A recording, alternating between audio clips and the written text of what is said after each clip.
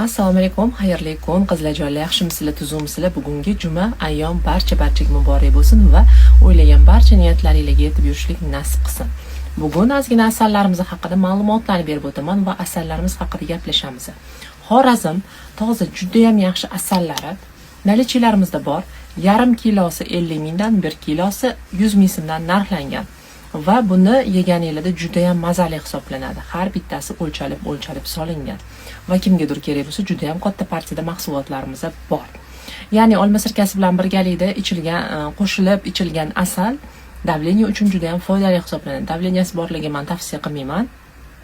Davleniyasi past insonlarimiz bo'lsa olma sirkasiga qo'shib aralashtirib ichishsa juda ham yaxshi natija olishadi. Shuni inobatga olasizlar va bemalol asallarga zakazlarni berib avrasizlar.